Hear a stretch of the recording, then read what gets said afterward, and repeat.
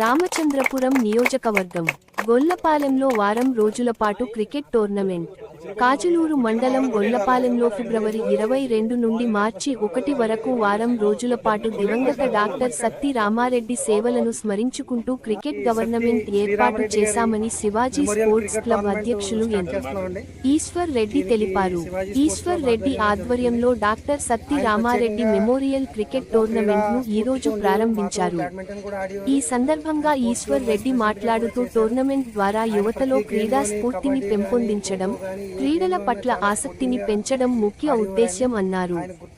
గ్రామీణ స్థాయిలో ప్రతిభావంతులైన క్రీడాకారులను ప్రోత్సహించేందుకు ఈ పోటీలు ఎంతగానో ఉపయోగపడతాయన్నారు. ఈ క్రికెట్ టోర్నమెంట్లో కాజులూరు, కరప, పెదపూడి, రామచంద్రపురం, తాళ్లరేవు మండలాల నుంచి 32 జట్లు పాల్గొననున్నాయి. విజేతలకు మరియు రన్నరప్ జట్లకు ఆకర్షణీయమైన బహుమతులు, ట్రోఫీలు మరియు ప్రతి మ్యాచ్ నుంచి man of the match, man of the series బహుమతులు అందజేయనున్నట్లు నిర్వాహకులు తెలిపారు.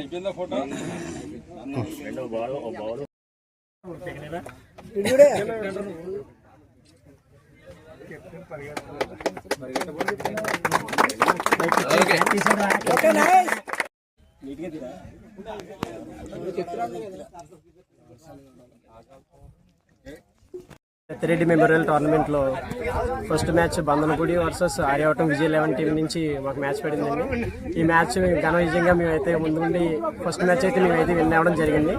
ఈ మ్యాచే కాదు, గతంలో కాకినాడ రాయుడుపాలెంలో మ్యాచ్ జరిగింది, అది కూడా ఫస్ట్ టోర్నమెంట్లో నా మ్యాచ్ కూడా విన్ అయ్యాం. తర్వాత గొల్లపాలెంలో ఇది మూడోది, సంక్రాంతి కోటి. మొత్తం ఇలాగ ఫస్ట్ మ్యాచ్లు ఏవైతే ఉన్నాయో ఇవి విన్ అవ్వడం కూడా మా విజయ్ 11కి ఒక మంచి స్ఫూర్తినిస్తుంది. ఇదే రకంగా ముందుండి రానున్న రోజుల్లో ఇంకా ముందుండి ప్రోత్సహించడానికి గట్టి పోటీ ఇవ్వడానికి ప్రయత్నిస్తాం. తర్వాత ఇంకా దేవుడు ఆశీస్సులతో ఇలా ముందుకెళ్తుంటాం. Thank you sir. మరి శ్రీ సత్యరామారెడ్డి గారి మెమోరియల్ క్రికెట్ టోర్నమెంట్ అనేది గొల్లపాలెం గ్రామంలో మరి నిర్వహించడం జరిగింది.